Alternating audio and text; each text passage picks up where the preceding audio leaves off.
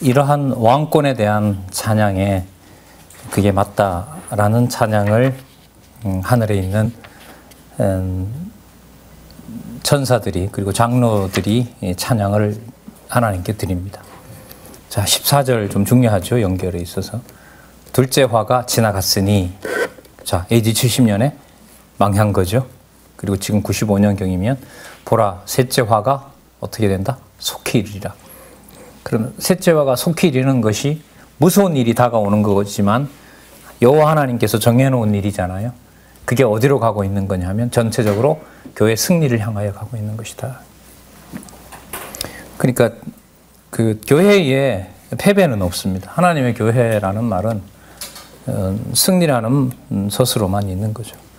우리가 생각하는 방식은 아니고 우리가 이룰 수도 없는 것이죠. 그래서 본문에 또 한 번 강조하죠. AD 70년, 당시 AD 95년경, 그리고 AD 132년에서 135년 셋째 화가 계속해서 최종 심판을 위한 재앙으로 16장까지 끝나는 겁니다. 이 흐름이 계속 갑니다. 우리로 봤을 땐 이게 전부 뭐 한 거죠? 다 이루어진 거죠. 이루어진 겁니다. 나중에 유럽이나 미국은 안 가봤습니다만 곳에 정착한 역사나 이런 내용들이 많죠. 2000년 동안 어떤 일이 벌어졌는지. 콜럼버스 당시에도 유대인들이 못 견딘 사람들이 이미 북아메리카 대륙으로 넘어갔죠.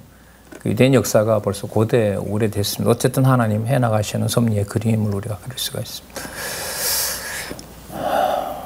15절 볼까요? 일곱째 천사가 나팔을 불매. 자, 마지막 천사죠.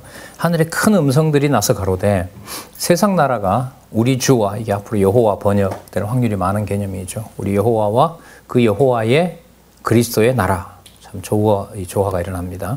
우리 주와 그 그리스도의 나라가 되어 그가 세세토록 뭐한다? 왕노릇하리로다. 자, 누가 그렇게 하시죠? 그가 누굴까요?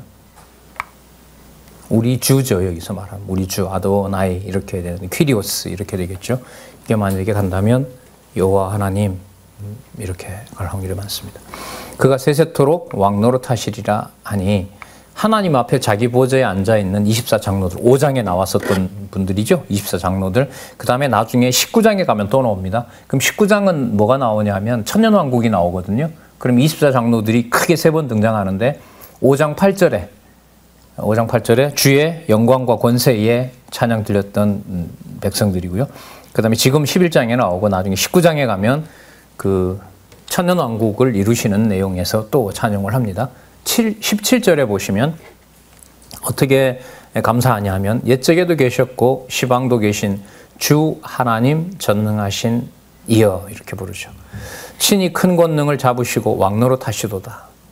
이방들이 분노하여 주의 진노가 임하. 이것도 여호와 개념일 확률이 많고요.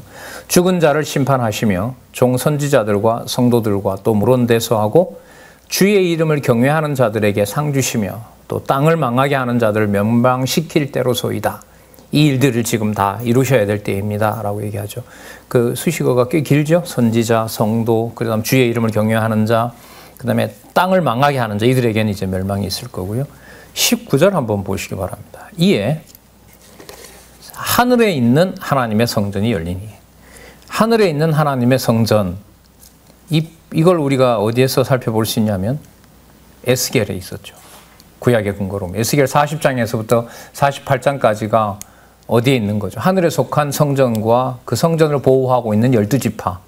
그게 에스겔 40장에서부터 48장까지 나와 있었죠. 하늘에 있는 하나님의 성전이 열리니 이 성전이 이제 새하늘과 새 땅으로 이제 드러나는 겁니다. 온다 그래야 되나요? 이게 다 세상은 없어지니까 이 실체가 드러나는 거죠. 열리니 성전 안에 하나님의 언약궤가 보이며 이렇게.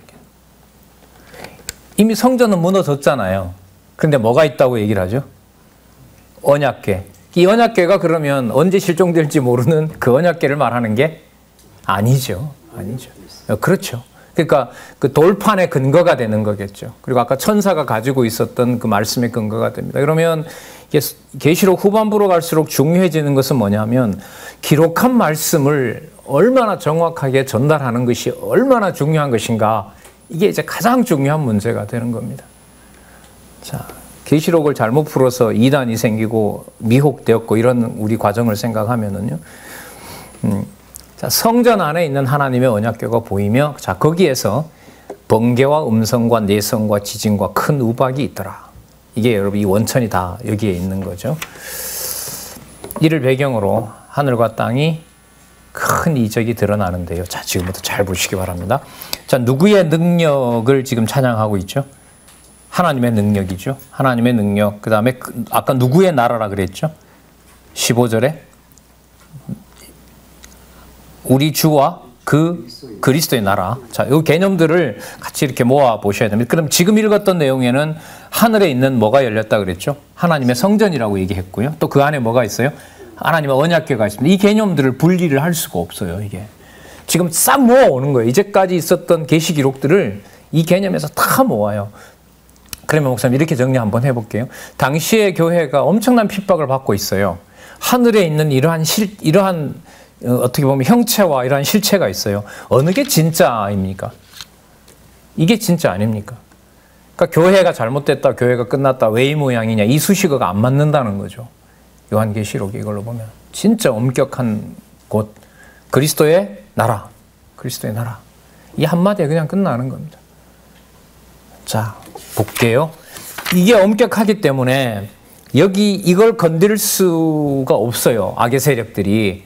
그리고 도저히 못 건드리도록 해요. 하지만 과정으로 보면 처참하게 하나님의 교회를 짓밟았어요. 이걸 하나님이 이제 처리하시겠다는 거거든요. 하늘 및 땅에서 이적을 한번 보겠습니다. 하늘에서 나타난 이적이 12장에 나오는데 해산한 아들을 올려갑니다. 이게 내용이 뭔지 한번 볼게요. 자, 12장.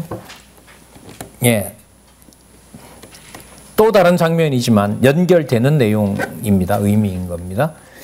하늘에 큰 이적이 보이니. 자, 여기 하늘에는 어떤 하늘이죠? 아까 그리스도의 나라이기도 하고 또 하나님의 왕권이 지배하기도 하고 성전이 있기도 하고 언약궤가 있기도 하고 그걸 가지고 연결을 시킵니다. 큰 이적이 보이니 해를 입은 한 여자가 있었는데 그 발날에는 달이 있고 머리에는 12별의 면류관을 썼더라. 자, 이 여자가 아이를 베어 해산하게 되매 아파서 애써 부르짖더라. 마리아로 가면 될까요? 안 될까요? 예? 예수님의 어머니 마리아로 가면 될까요? 안 될까요? 안 됩니다, 이거. 안 돼요. 자, 이 해설이 좀 필요해요. 보겠습니다. 나타라는 개념을 우리가 잘 이해를 해야겠죠.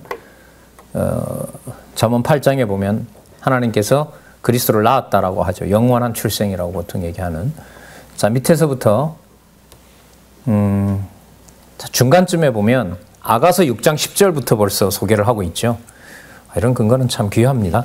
이는 마치 솔로몬 왕이 언약 자손을 상징적으로 표현한 술람미 여인의 아름다움과 방불한 황후의 모습이다. 여호와 하나님께서는 예레미야 선지자를 통해 여호와 자신이 언약 백성의 남편이시라고 말씀하셨다. 그럼 여기서 해를 입은 한 여자는 복합적 개념이 되는 거죠. 그럼 보겠습니다. 그런가 하면 하늘에서 내려오는 거룩한 성 새 예루살렘이 신부가 남편을 위하여 단장한 것 같다고 이제 앞으로 나오게 된다는 거죠. 이 개념까지 이제 앞서가서 가져오는 거예요. 이렇게 흘러가기 때문에 해를 입은 한 여자는 언약 백성으로 이루어진 뭐에 대한 하나님 나라에 대한. 여러분 아까 하나님 나라에 대한 근거를 우리가 찾는다면 아까 몇 장 몇 절에 그리스도의 나라라고 나왔죠. 11장 15절에 11장 15절에 누구의 나라? 그리스도의 나라. 대한 상징적 표현을 이해된다. 하나님께서 표적을 상징적으로 나타내어 보여주시는 이유는 귀 있는 자만 듣고 볼 수 있는 자만 보게 하기 위한 것이다. 여러분 여기에서 다른 얘기를 하지 않고 성경을 계속 제시하니까 독자들도 파다 뭘 파야 되겠어요 이게? 그렇죠. 그러니까 이게 안내선 거예요. 이거 없고 그냥 막 이상한 그 10대 때 그 조용기 목사 옛날에 그 다니엘서 뭐 10불 갖다 유럽 연합에다가 맞추고 뭐 소련에다가 맞추고 그거 이제 알고 새벽마다 기도하는 거죠. 저 고미 하나님 앞발 들면 안 됩니다. 우리나라 큰일 납니다. 그걸 막 하고 참 깔끔하게 저는 다 정리됐다고 생각을 해요. 자, 이런 부분들도 목사님들 더 확증해 주시기 바라고요. 그런데 12장 3절에서부터 놀라운 얘기가 나옵니다. 자, 이렇게 하나님 나라에 대한 해산의 수고로 하나님의 백성이 이 12별의 면류관 가운데 영광스러운 자녀로 태어난단 말이죠, 이제. 자, 3절에 하늘에 또 다른 이적이 보이니 한 큰 붉은 용이 있어 머리가 7이요 뿔이 10이라. 머리가 7, 7두 뿔이 10이니까 십각이죠. 자, 쉽게 7두 십각입니다. 그 머리에 또 7 면류관이 있어요. 그 꼬리가 하늘의 별 3분의 1을 끌어다가 땅에 던지더라. 용이 해산하려는 여자를 하나님 나라에 대한, 하나님 나라면 자손 또는 통치가 다 들어가는 거죠. 그 백성은 물론 들어가고요. 해산하려는 여자 앞에서 그가 해산하면 그 아이를 삼키고자 하더니, 그럼 언제부터 언제까지 삼키려고 할까요? 이 세상에 아담부터 시작해서 뭐까지? 끝날 때까지 이걸 지금 처리하시겠다는 거죠. 누가요? 그리스도의 나라의 통치자이신 어린 양 권세가 이걸 처리하겠다는 거죠. 자, 진짜 치밀한 논리적 연결성을 가지고 있습니다. 이 요한계시록은. 여자가 아들을 낳으니 이는 장차 철장으로 만국을 다스릴 남자라. 그 아이를 하나님 앞과 그 보좌 앞으로 올라가더라. 그 남자를 통해서 예수님 오시는 그 계보가 만들어졌잖아요. 그걸 이제 훨씬 뛰어넘고 있지만은요. 6절 그 여자가 광야로 도망하며 거기서 1260일 동안 저를 양육하기 위하여 하나님의 예비하신 곳이 있더라. 지금 상황으로 보면 예루살렘 성전은 망했고 교회는 핍박을 받고 있는데 지금 하늘에서 봤을 때는 그러한 큰 붉은 용에 의해서 교회가 짓밟히는 것처럼 보이더라도 그걸 누가 보호하신다? 하나님이 보호하고 계신 것이다. 6장 10절을 가져오면은요. 광야에서 도망하는 자도 있지만 뭐 할 자는 또 더 죽여야 되죠. 순교할 자는 또 순교할 일을 가야 되는 거예요. 모든 걸 다 승리를 주관하시는 하나님께서 하시는 일로 정리할 수가 있겠죠. 여기서 보면. 자, 해설 한번 또 볼까요? 9738페이지에 보시면 두 번째 단락에 네 번째 줄 하늘의 별 3분의 1을 끌어다가 땅에 던지더라고 했다. 이는 큰 용이 새벽별과 하나님의 아들로 불리는 많은 천사를 타락하게 했다는 것이다. 욥기서 내용을 들어서요 설명하고 있고, 밑에 보시면 용이 해산하려는 여자 앞에서 그가 해산하면 그 아이를 삼키고자 하더니라 했다. 이는 큰 붉은 용으로부터 권세를 받은 역대 제국들과 연계되어, 이게 이제 666으로 갑니다.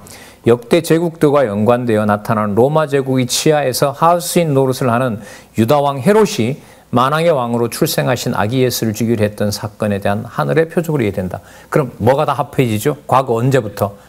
애굽에서부터 모든 제국들을 누가 지배하고 있는 겁니까? 한 붉은 큰 용이 지배하고 있는 거죠. 이른바 영적 싸움의 진상을 여기서 밝혀주고 있고, 이 모든 세력들을 하나님께서 어떻게 하신다? 심판하고 계신다. 그러면 말세가 되면 더 실체가 드러나려면 큰 붉은 용의 세력들은 뭐 해야 됩니까? 더 치밀하게 하나님의 교회를 멸시해야겠죠. 이 핍박을 가지고는 몸밖에 못 죽여요. 영혼을 오염시켜야 되고 영혼을 거짓으로 끌어가야 되는 거기 때문에 뭐와 연관이 되느냐? 진리와 연관된 투쟁이 반드시 전개가 됩니다. 그래서 요한계시록을 한번 목사님들 정독을 하시고요. 강론집 보시면서 왜 이 시대에, 내가 사는 이 시대에 성경을 창세기부터 계시록까지 완결되는 이 엄청난 일을 내가 보고 있지? 라는 질문을 꼭 한번 던져주시고 요한계시록을 봐주시면 좋겠습니다. 그리고 22장에 나타난 이 책의 예언의 말씀에 대해서 이렇게 엄격하게 말하는 것이 목사님들이 강론하시고 또 들으시는 성도님들과 또 저도 한번 깊이 생각을 해봤으면 좋겠습니다. 참 하나님 안 잡아주시면 큰일 날 시대를 살고 있다, 이런 생각도 들고요. 자, 거기 볼까요? 이는 큰 붉은 용으로부터 읽었었죠? 로마 제국 치하에 하수인 노를 사던 헤롯이, 유대 왕 헤롯이 만왕의 왕으로 출생하신 아기 예수를 죽이려 했던 사건에 대한 하늘의 표적으로 이해된다. 뿐만 아니라, 자, 9739페이지에 가시면 여자가 광야로 도망가매, 여기 볼게요. 그 중간에 계시록 21장 2절 그 설명 볼게요. 이는 영적으로 여호와께서 친히 남편 되시는 언약 백성을 비롯한 예루살렘에 대한 상징적 표현을 이해해야 된다. 그 소선지서에 가면 그런 얘기 많이 나오죠. 내가 누구의 남편이다. 진짜 너 남편이다. 이런 표현이 나오거든요. 여호와께서 자기 유다 백성에 대해서 당신이 남편이라는 소개를 하고 있죠. 여기는 예레미야 2장 14절로 들고 있는데요. 자, 여기에 광야는 택한 백성, 곧 그리스도의 신부인 성도가 하나님의 보호하심이 없이는 도저히 살 수 없는 세상에 대한 비유이다.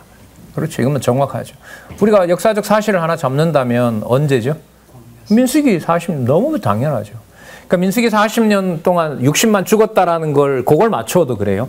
40년 동안 60만이 죽을 때 그냥 개죽음 당한 게 아니죠. 누구의 법 아래서 죽은 거죠? 누구의 법 아래서? 모세를 통하여 세워놓은 하나님의 법 아래서 죽는 거예요. 출애굽 전에는 누구 법 아래서 진짜 짐승 같은 삶을 살았어요? 그렇죠. 죽으면 그날로 그냥 로마명 어기고 죽는 거예요. 그러나 광야에서 죽을 때는 아니에요. 광야에서 죽을 때는 누구 법대로 죽어요? 모세를 통하여 세워놓은 하나님의 법대로 죽어요. 그러니까 이 지상에서 가장 중요한 게 뭐냐 하면 내가 어떤 누구의 통치를 받고 사느냐 죽느냐라는 게 중요하겠죠. 그러니까 우리의 죽음은 세상의 어떤 권력이 죽이고 살리고 이런 권력이 아니잖아요. 참 이 경우로 보면 로마 제국이 무서운 제국이죠. 이 글을 쓸 당시만 해도. 그러나 뭐로 보면 하늘에 아까 보여준 그 권세로 보면 어느 누구도 터치할 수 없어요. 돈 터치업을. 하나님의 교회입니다. 이게. 이 교회를 내 임의대로 뭔가 주관하고 판단한다는 게 시간이 지날수록 점점 저는 괴로워지더라고요. 점점 더 괴로워지고 그냥 감사하고 교회라는 말을 그렇게 입에 담아도 참 그럴 자격도 없는 것 같은데 어떤 순간에 보면 그래도 그 말씀을 그런 말을 계속해서 평안 가운데 사용할 수 있다는 게 자, 또 볼까요? 1260일 많이 나왔던 날수였죠. 거기 보면 이는 그리스도의 몸된 교회가 로마 제국을 비롯한 적그리스도의 세력으로부터 보호받는 기간에 대한 상징적 표현입니다. 여러분 상징을 얘기한 것은 뭐냐면 구체적인 어디를 지목하지 않으려는 겁니다. 아까 상징은 뭘 전제로 한다 그랬죠? 분명한 실체를 전제했을 때 그걸 심벌이라고 얘기를 합니다. 이게 영해 이런 쪽으로 가시면 안 됩니다. 빨리 차단해 버려야 돼요. 이게 진짜. 그래서 목사님들이 이걸 확증하고 제가 볼 때는요 한 서너 독 필요합니다. 왜? 서너독 필요하면 마음이 어느 쪽으로 가냐 하면 어디 가서 여기 안나한 성경 부분 찾아야겠다. 이렇게 마음이 딱 굳어져야 돼요. 다른 데로 눈을 돌리는 게 아니고 이 부분을 내가 앞부분에 여기 선지서 얘기했는데 선지서 내가 가만 보니 약하단 말이죠. 이사야도 예레미야 빨리 이 부분 가서 공부해야 되겠구나. 이렇게 넘어가는 거예요. 계속해서 성경으로 확장되는 거죠. 그 성경적 근거를 확인해 가는 거고요. 글쎄요, 다른 애 찾나 해도 나올까 싶어요. 저는 안 나온다고 봐요. 몇 날 며칠 뭐 했다 이거 글쎄요, 나중에 시간 되시고 건강 되시면 가서 그냥 거기 현지 가이드 얘기 들으면 돼요. 한 번만 더 물어보면 되거든요. 그래 좀 약간 돈 더 주면 약간 수준 높은 가이드가 나와요. 그럼 걔한테 그 현지 사람한테 물어서 이런 내용이 과거에 있었는지 하잖아요. 가이드가 대답 못하죠. 역사 유적지에 쪽팔려요 자기가. 그럼 그 다음 시간에 얘기해줘요. 예. 이런 게 훨씬 낫지. 뭐 진짜 아시는 대로 모든 자료 뭐 싹 나오게 되어 있고요. 검색만 하면. 자, 12장 7절에서부터 12절 용이 하늘에서 쫓겨나는 내용이 나타납니다. 자, 어디로 쫓겨난다고요? 하늘에서 어디로? 땅으로. 땅에 쫓겨났으면 땅에서 활동을 못하게 돼야 되잖아요. 이게 좀 인간적으로 마음에 안 드는 거예요. 땅에 와서 할 짓을 다 하는 거예요. 왜요? 순교자 더 만들어내야 되고 하나님의 교회를 더 핍박해야 되고 그게 내가 한 작품이라는 게 요한계시록 아니에요. 진짜 이게 참 논리적으로는 선명한데 참 이 감당하기가 진짜 힘들어요. 이런 부분들. 자, 우리 오타 하나 바꾸고 갈까요? 9741페이지에 보면 그 가브리엘이라고 나오죠. 첫 번째 단락 밑에서부터 하나, 둘, 셋, 넷, 다섯. 가브리엘이 아니고요. 미가엘입니다. 미가엘. 자, 7절부터 한번 볼게요. 하늘에 전쟁이 있으니 미가엘과 그의 사자들이 용으로 더불어 싸울세 용과 그 사자들도 싸우니 이기지 못하여 다시 하늘에서 저희 있을 곳을 얻지 못한지라. 큰 용이 내어 쫓기니 옛뱀 곧 마귀라고도 하고 사단이라고도 하고 온 천하를 깨는 자라. 이 표현을 왜 쓸까요? 온 천하를 깰 거니까 앞으로. 온 천하를 깨어서 대적하려고 하는 세력이기 때문에 지금의 그 대적의 핵심은 지금 전쟁 상황은 아니고 그런 상황이기 때문에 지금 평안한 것 같지만 바로 뭐죠? 영적 대전쟁의 시대인 거죠. 자, 진리 싸움의 시대라고 볼 수 있겠죠. 그의 사자들도 저와 함께 내어 쫓기니라. 자, 내어 쫓긴 일을 한번 볼까요? 12장 10절. 내가 또 들으니 하늘에 큰 음성이 있어 가로되 이제 우리 하나님의 구원과 능력과 나라와 그의 그리스도의 권세라는 말을요. 이때 그가 하나님이거든요. 하나님의 그리스도의 권세가 이루었으니. 자, 안 떨어지죠? 누구와 누구 성부와 이른바 성부와 성자 하나님. 자, 여기서는 하나님의 그리스도의 권세가 이루었으니 이렇게 됩니다. 이게 아까 어린 양, 성전, 아까 여러 개념으로 이미 나왔었습니다. 그 개념으로 우리 형제들을 참수하던 자, 곧 우리 하나님 앞에서 밤낮 참수하던 자가 쫓겨나고 또 여러 형제가 여기 나오죠. 어린 양의 피와 그리스도죠. 자기의 증거하는 말을 인하여 저를 이기었으니 그들은 죽기까지 자기 생명을 아끼지 아니하였더라. 그 어린 양의 피를 따라간 자들, 그런 자들이 있다는 거죠. 그러면 가장 순수한 것을 만들어낼 때 가장 무슨 방법 써야 되죠? 가장 순수한 걸 만들어내려고 했을 때는 가장 사악한 자가 솔직히 해야 돼요. 그래서 요한계시록 몇 번 소개드렸죠? 22장 11절. 불의한 자는 그대로 불의하게 하고 더러운 것은 그대로 더럽하게 하고 그 일이 선명하게 드러나야 여기 아까 하늘에서 내어 쫓긴 이 적의 세력들이 이 용의 세력들이 전부 큰 용의 세력들이 다 드러나게 되거든요. 12절 볼까요? 그러므로 하늘과 그 가운데 거하는 자들은 즐거워하라. 그러나 하늘은 이제 없어졌으니까 땅과 바다는 화 있을지 이제는 마귀가 자기의 때가 얼마 못된 줄 알므로 크게 분내어 너희에게 내려갔음이라 하더라. 그럼 당시에 그 교회에 다가오는 핍박은 누가 주관해 가신 일일까요? 하나님께서 그죠? 큰 영광에 맡겨서 핍박을 가중시키는 거죠. 여러분 잘 아시겠지만 그렇게 하다가 380년에 밀라노 칙령으로 종교의 자유가 주어졌을 때 로마 교회는 순수해진 게 아니라 어떻게 되죠? 그렇죠. 썩어가게 되고 교황제가 출발을 합니다. 그럼 이렇게 놓고 보면 역사적 사실로 보면 뭐 했던 것이 오히려 좋을 수도 있어요. 하나님의 교회에 대한 핍박이 오히려 더 나을 수가 있는 거죠. 그리고 이렇게 보면 이 성경 신학 그 완간되는 87년부터 2014년까지 기록으로 보면 한국의 대형 교단들이 사실 저자를 정죄했던 기간이었죠. 사실 내부에서도 이제 배신, 배반, 인간적으로 말하면 그런 일도 벌어졌고요. 그 와중에 진리는 진리다라는 걸 확증해 온 역사를 그럼 이 공간에서 많이들 배워가고 있습니다. 자, 땅에서 나타난 이적 한번 볼게요. 12장 13절서부터 13장 10절의 제목을 보시기 바랍니다. 짐승이 싸움에 패배함. 맞아요? 9745페이지.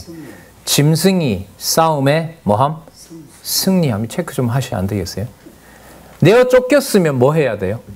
내가 쫓긴 거니까 박탈당했으면 뭐 해야 돼요? 패배해야죠.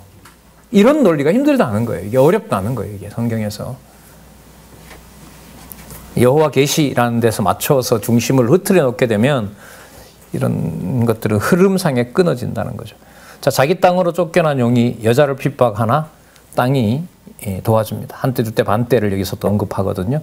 한때 두때 반때는 다니엘이 예언했던 것이고 그리스도가 보호받았던 기간이고, 자, 지금부터 135년까지 40여 년 동안 급심한 박해가 오더라도 그 한때 두때 반때 보호했던 것처럼 교회를 어떻게 하신다? 하나님이 반드시 보호하신다.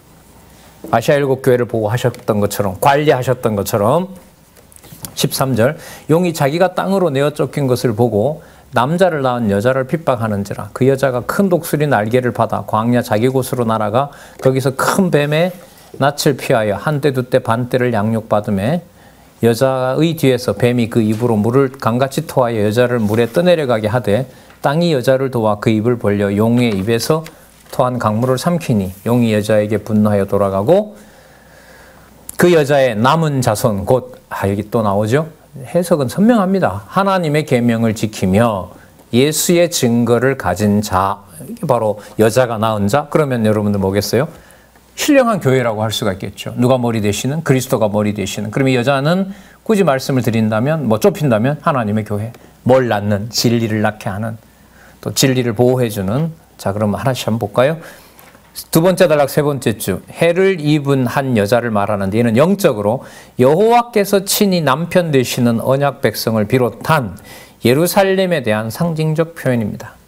예루살렘에 뭐가 있으니까요? 하나님의 성전이 있고, 구약에 가면 예루살렘을 뭐라고 거론하죠? 소선지서에 가면 무슨 성읍이 될 것이다?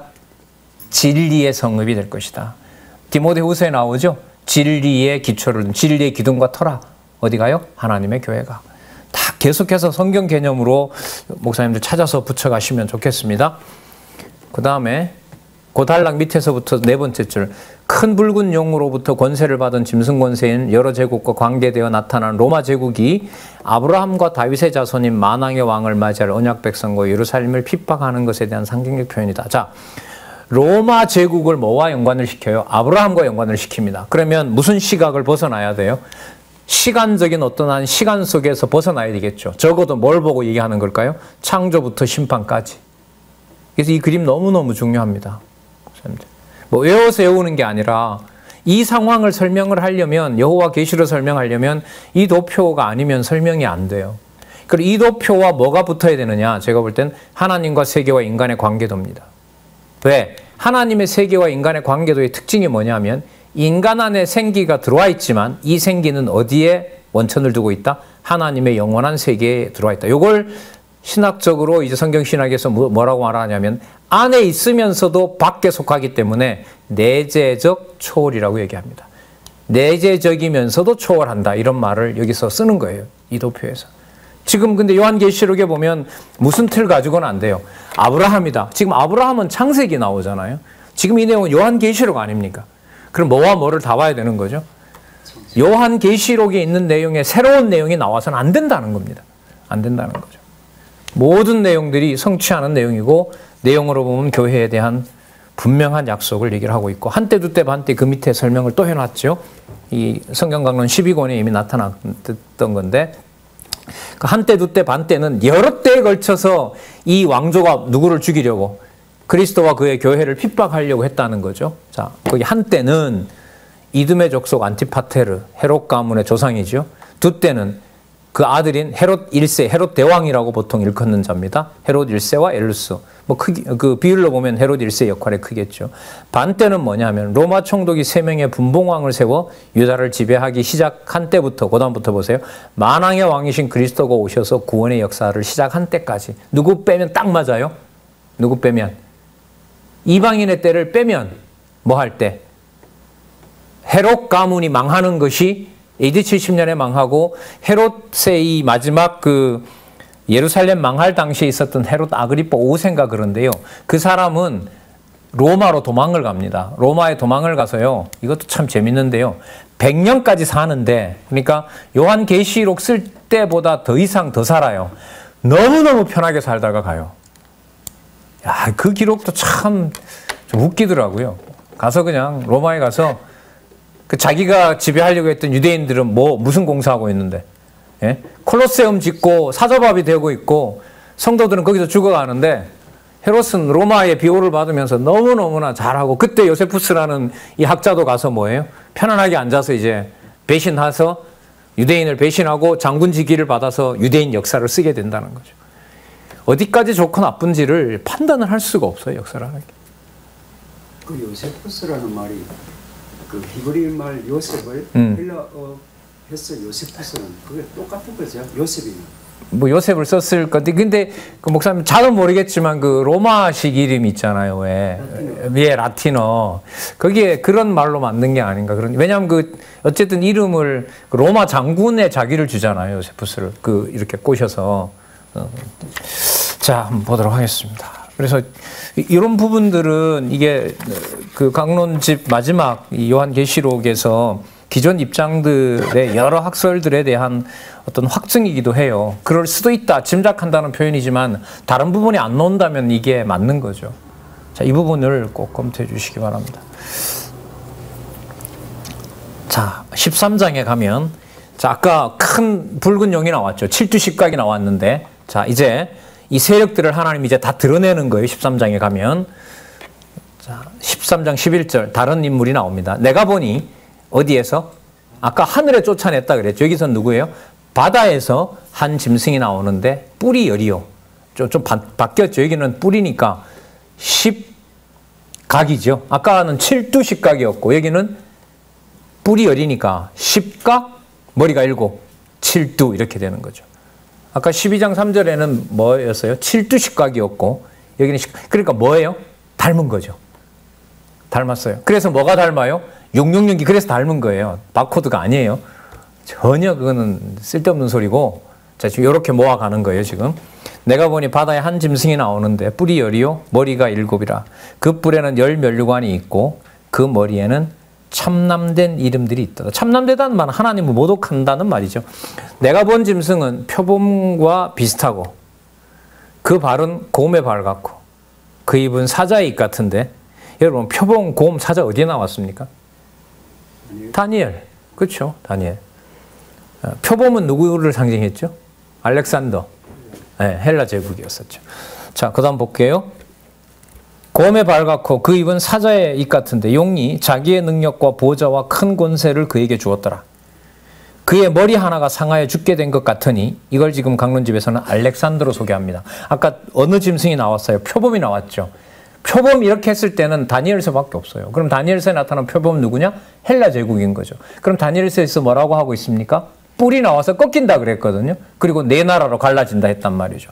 그걸 지금 누가 여기서 주관한다고 그래요? 누가 주관한다 그래요? 십각, 칠두, 바다에서 나온 짐승이 지배한다는 게 짐승 권세라는 거죠. 짐승 권세예요. 죽게 된 것 같으라. 그가 죽게 되었던 상처가 나음에 온 땅이 이상히 여겨 짐승을 따르고. 여러분, 알렉산더가 죽으면 헬라 제국이 다 끝난다고 생각했어요. 그런데 어떻게 돼요? 네 나라로 나누어져서 두 왕조가 몇 년도까지? 63년까지 진행됩니다. 그러니까 333년에서 63년이니까요. 270년이라는 어마어마한 왕국을 살게 돼요. 다른 나라에 비해서. 바벨론 100년 돼요? 안 돼요? 성목사님? 안 됩니다. 바벨론. 아수르 제국, 페르시아 제국은요? 페르시아 제국도 얼마 되질 않아요. 근데 헬라 제국, 로마 제국도 얼마 길지 않은데 동로마 제국까지 치면 또 이건 또 길어지고, 이게 좀 해석이 좀 필요해요. 그건 또 그때 또 설명을 드리도록 할게요. 다른 맥락에서. 자, 계속 볼까요? 그의 머리 하나가 상하여 죽게 된 것 같으니 그 죽게 된 상처가 나으니 온 땅이 이상히 여겨 뭘 따라요? 짐승을 따라요. 그 다음에 4절. 자, 이 다 등장합니다. 용이 누구에게? 짐승에게. 그러니까 칠두 십각 용이 십각 칠두 짐승에게 권세를 주므로 용에게 경배하며, 이제 주어가 빠져 있는데 주어는 그 앞에 있는 온 땅입니다. 온 땅이 이렇게 됩니다. 온 땅이 용에게 경배하며 또 짐승에게도 경배하며 가로되 누가 이 짐승과 같으뇨? 누가 능히 이로 더불어 싸우려 하더라. 그 세상에는 하나님의 교회가 보존되는 기미가 전혀 보이지 않는 상황까지 몰아가잖아요. 이렇게. 목사님들은 고민 안 하셨나 몰라도 이 주권은 논리적으로는 정돈이 되는데요. 이런 걸 이래 읽으면 왜 굳이 이렇게까지 하셔야 되지? 이게 이런 걸 주권성이라 하거든요. 우리 방법이 아니잖아요. 이렇게까지 누구 권세까지 키워놔요? 누구 권세까지? 하나님의 권세까지 키워놓는다고요. 하나님께서. 왜 그렇게 하셔야 되죠? 하나님께서 하나님의 능력의 영광을 드러내려고 이 나라를 아들에게 줘야 될 나라인데도 누구에게? 용과 짐승과 거짓 뿔에게 맡겨놓는단 말이죠. 그러면서 뭐라고 말씀하시냐면 그게 찬송받아 마땅한 하나님 살아계신 증거가 선명하다라는 것이 성경입니다. 분명한 건 하나 있습니다. 뭐냐면 성경에 나타난 하나님의 존재는 우리가 생각하는, 내가 생각하는 이성과 판단으로 결코 믿을 수가 없다. 이것만큼은 확실합니다. 그러니까 하나님의 위대함이 내 위대함의 근거가 될 수는 없잖아요. 진짜 성전 짓지는 못했지만 지어놓은데 문지기 하나만 하면 참 좋겠다라고 했던 그 다윗의 바람이라 그럴까요? 자, 보겠습니다. 그래서요, 목사님들 9748페이지도 체크할 페이지입니다. 아까 그 열불 나왔었죠? 열불 나왔습니다. 자, 그러면 열불은 아까 뿔이 열이라 그랬는데요. 그러니까 짐승에게 열뿔이 있는데, 그럼 이렇게 되겠죠. 열뿔에다가 그 다음에 십각칠두에다가 또 아까 뭐가 나왔죠? 칠두십각. 그러니까 칠두십각. 그 다음에 십각칠두. 그 다음에 열뿔. 이걸 여기서 지금 한꺼번에 모아서 뒤에 가서 666으로 정리를 합니다. 그럼 뭐가 다 드러났죠? 고구마 줄기에서 고구마가 딱 봐도 오듯이 무슨 실체가 다 드러났습니까? 땅으로 쫓아냈고 쫓아낸 땅에 뭐가 다 집결하도록 해요? 용으로부터 짐승으로부터 가짜까지 거기에 붙어 사는 거짓 선지자들까지 다 끌어내는 겁니다. 그 다음에 뭐 하는 거죠? 심판하시는 거예요. 그 구조로 되어 있습니다. 자, 그래서 9748페이지도요. 확인해 주셔야 되고 같이 연구해서 확증해야 될 부분이라고 봅니다. 네 번째 줄에 뿔이 열은 유다 지파의 다윗 왕조가 아닌 거짓 유다 왕들. 자, 거짓 유다 왕들이 누군지 구체적으로 소개합니다. 하스몬 왕조에 속한 4명의 왕들, 어디에 붙어 있었던? 헬라 제국에 붙어 있었던, 셀루커스 왕조에 붙어 있었던, 그 다음에 로마 제국으로부터 왕권을 받은 헤롯 왕조에 속한 6명의 왕들, BC 37년부터 AD 100년까지. 여기 100년이 바로 헤롯 아그리파 2세네요. 헤롯 아그리파 2세가 로마에서 죽었을 때까지. 그때 거짓 왕들인 거죠. 그 중간에 설명들 쭉 나왔고, 전종군의 신구약 중간사 제2장 3장이라는 역사적 사실. 주로 요세푸스 여기서 정리했거든요, 이분이. 자, 그리고 머리가 7은 뭐냐 하면 따라와 보시기 바랍니다. 5개 나오고 2개가 나오는데요. 자, 첫 번째 애굽. 찾으셨죠? 그 다음 아수르. 그 다음 바벨론. 그 다음 파사. 그 다음 헬라. 자, 5개입니다. 그럼 2개 남았습니다. 하나는 누굴까요? 6번째 로마 제국. 그 다음에 장차올 적그리스도의 큰 성 바벨론 세력이 남아있는 거죠. 근데 큰 성 바벨론 세력은 특징이 있습니다. 7번째인데 횟수로 보면 8번째가 돼요. 그러니까 7이 있긴 있는데 7으로 드러나서 활동은 안 해요. 잠시 접어요. 성경에 보면 몇 번째로 등장해요? 8번째가 돼요. 자, 나중에 나오니까 이건 한번 보도록 하겠습니다. 본문에 나오죠. 자, 또 거기 둘째, 그 뿔에는 열 면류관이 있고라고 했는데 이는 나라의 정권을 갖지 못한 로마 제국의 하수인 역할을 하는 10명의 거짓 유다 왕들이 왕관을 쓴 것을 의미한다. 셋째, 그 머리들에는 참남한 이름들이 있더라고 했다. 여기 참남된 이름은 여호와 하나님의 이름을 손상시키는 이름을 말한다. 이는 하나님을 대적하는 적그리스도 무리를 총괄하는 세력이다 라고 나옵니다. 자, 아까 여러분 그 죽었다 살아난 것에 대해서는 9749페이지 2번째 단락 밑에서부터 3번째 줄 9749 2번째 단락 밑에서부터 3번째 줄. 이는 헬라 제국이 알렉산더 대왕의 예기치 못한 죽음으로 인해 그 제국이 쇠퇴하는 듯 했으나 다시 재기하게 된 역사적 사실에 대한 표현입니다. 자, 그 다음에 헬라 제국은 그 3번째 줄 밑에서, 아니 그 다음 단락 위에서부터 3번째 줄. 헬라 제국이 용 사단으로부터 권세를 받아 헬라 제국 산하의 모든 나라들에 대한 헬라화 정책을 펼쳐 사단과 헬라 제국의 왕국에게 경배하도록 한 것입니다. 이렇게 놓고 보면은요, 이 사실을 본다라면 유럽 사회라는 게 근원이 어디죠? 헬라 제국이잖아요. 헬라 문화란 말이죠. 통치도 배우고 있고 학문도 거기서 나온단 말이에요. 이게 바로 무슨 권세죠? 짐승 권세와 거짓 지도자들의 권세라고 할 수가 있죠. 그래서 사실 진리투쟁이라는 것이 세속적인 진리와 싸워나가는 것, 또 거기로부터 지켜내도록 하는 일과 연관을 시키면 영적 투쟁의 한 부분인 것을 여기서 짐작할 수 있습니다. 그 다음 13장 5절에서 10절, 짐승이 받은 권세와 승리로 인해 죽음에 대한 인내가 있음을 알려줍니다. 이게 무슨 뜻이냐면요, 지금 이렇게 칠두십각, 십각칠두, 그 다음에 열불, 이런 세력들이 세력을 얻게 되면 지상에는 뭐가 보이질 않아요? 하나님의 교회가 보이지 않잖아요. 그럼 절망할 수밖에 없잖아요. 이 상황을 또 알려줘요. 절망할 일이 아니라고. 이거 한번 볼까요? 7절 볼게요. 또 권세를 받아 성도들과 싸워 이기게 되고 각 족속과 백성과 방언과 나라를 다스리는 권세를 받으나 죽임을 당한 어린 양의 생명체계 창세의 우기로 농명되지 못하고 이 땅에 사는 자들은 다 짐승에게 경배하게 된다. 그러면 상황이 짐승을 경배하지 않으면 뭐 할 수 없게 살 수 없는 지경으로 몰아간다는 거죠. 9절입니다. 누구든지 귀가 있거든 들을지어다. 사로잡는다는 사로잡힐 것이요 칼에 죽이는 자는 자기도 마땅히 칼에 죽으리니 성도들의 인내와 믿음이 여기 있느니라. 자, 이걸 번역을 좀 더 깔끔하게 했습니다. 9751페이지 마지막 단락 위에서부터 하나, 둘, 셋, 넷, 다섯 번째 줄. 자, 바른 성경은 이를 누구든지 사로잡힐 자는 사로잡혀 떠나갈 것이고 누구든지 검에 죽임을 당할 자는 마땅히 검에 죽임을 당할 것이라. 이는 하나님께서 작정하신 대로 짐승 권세에게 박해를 당할 자와 순교를 당할 자가 있다는 의미다. 그럼 무슨 언약이 계속 이루어집니까? 몇 장 몇 절요? 거기 메모 좀 필요하겠죠? 6장 11절. 6장 11절. 6장 11절에 순교자들의 기도에 대해서 하나님이 뭐라 그랬습니까? 숫자가 더 차야 된다. 넌 쉬어라. 잠시 숫자 더 차야. 자, 지금 어디 와서 13장 10절에 와서 확인했죠? 메모 하나 또 하시기 바랍니다. 22장 11절.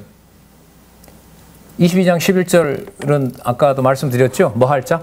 더러울 자는 더럽고 거룩할 자는 거룩해 되고 이렇게 되는 내용들하고 불의한 자는 계속 불의하고.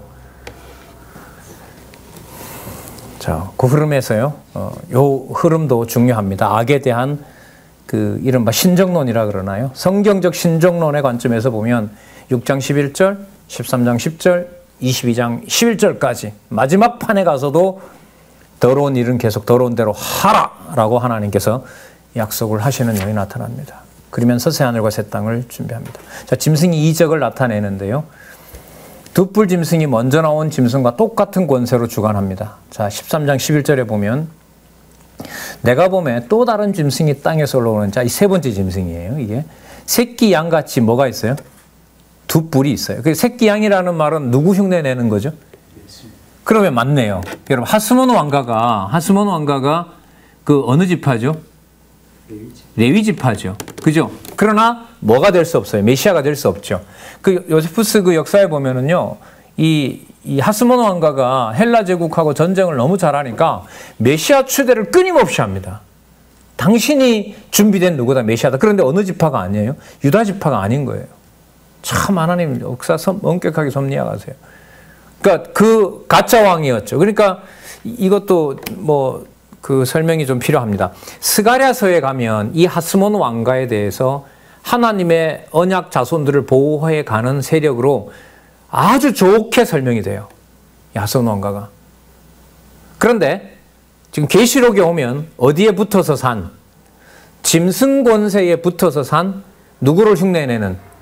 새끼 양, 어린 양을 흉내내는 그야말로 짐승 권세로 소개를 하고 있는 거예요. 그래서 이게 누군가가 만약에 이 강론집을 읽다가 야, 좀 다르다. 스가랴에서는 하스몬 왕가를 이렇게 좋게 얘기했다가 여기 와서는 왜 이렇게 나쁘게 얘기를 하느냐.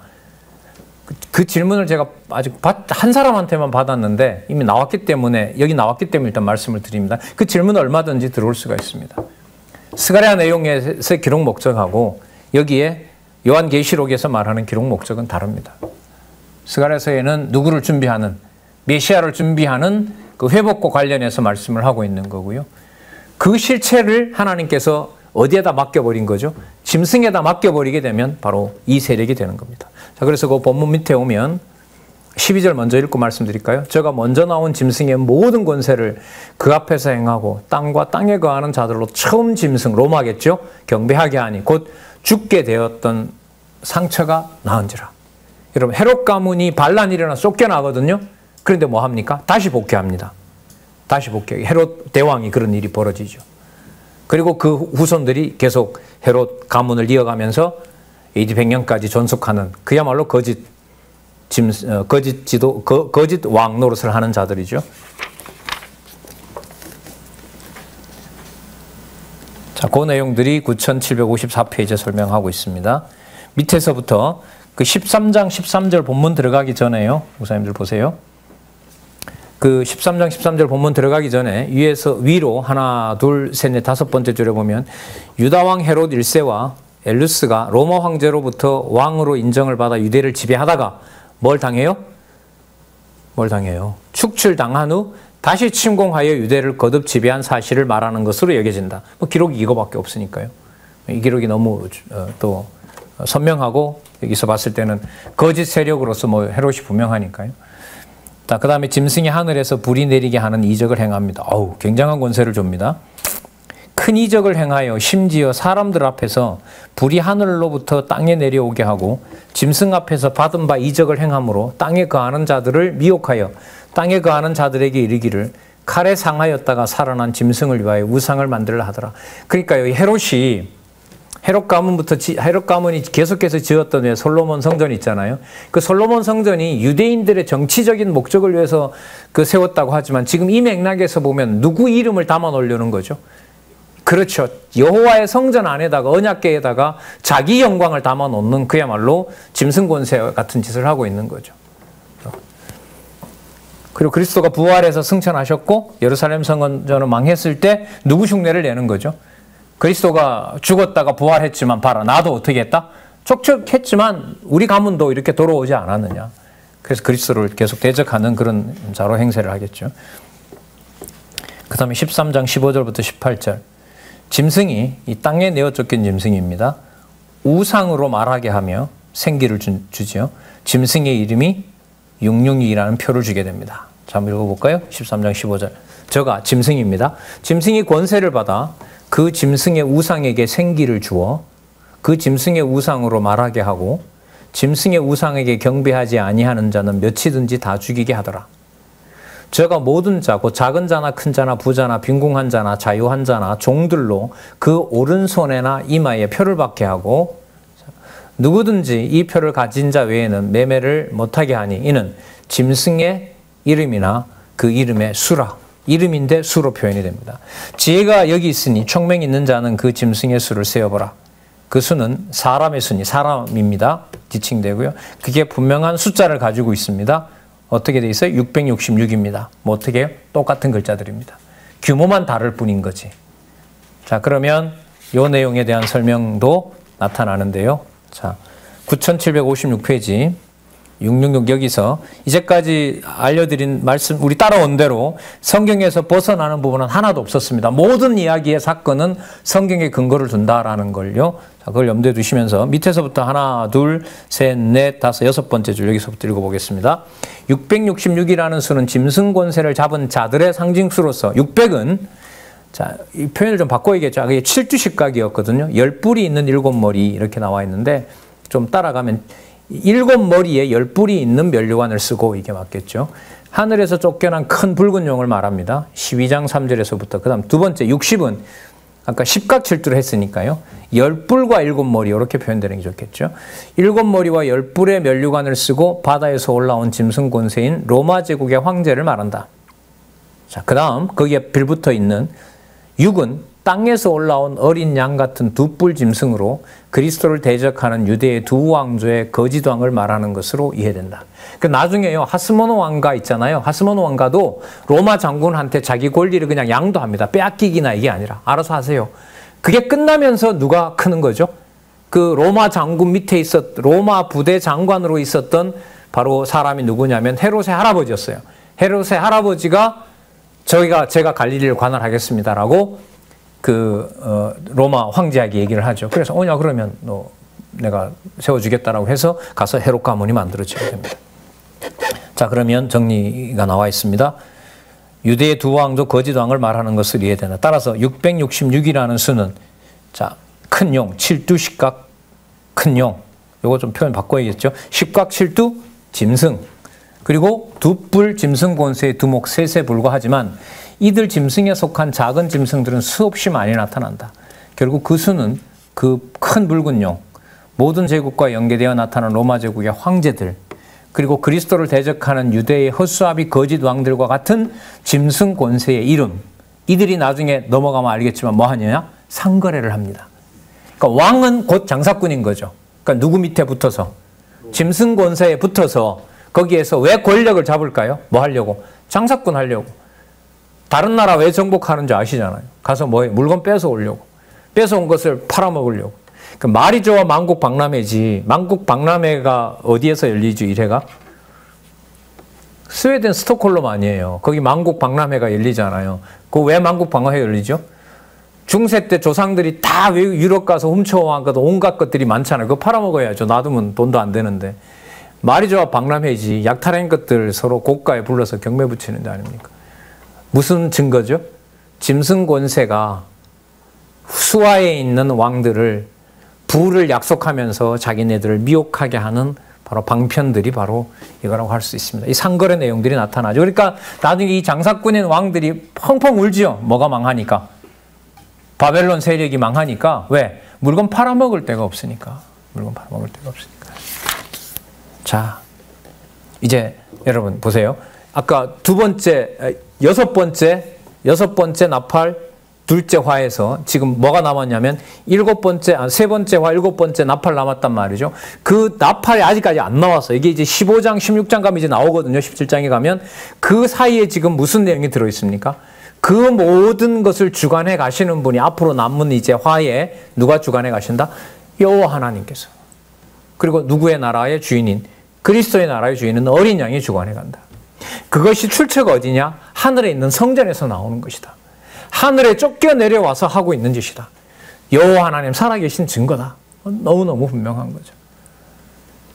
이 정도 위협 속에서 살고 있지는 않지만 현재 성도들에게 여러분 이 말씀만 정확하게 전달되면 진짜 이 시대에 누가 누릴 수 없는 엄청난 자유와 복을 누릴 수 있지 않겠습니까? 성경을 통해서 증거되는 여호와의 어떤 존재 증명이라는 것이 진짜 너무너무 선명합니다. 예. 식사하시고요. 14장에서부터 최종 심판에 대한 예고로 들어갑니다. 그래서 누가 나타나느냐? 이제 어린 양이 나타납니다. 어린 양이.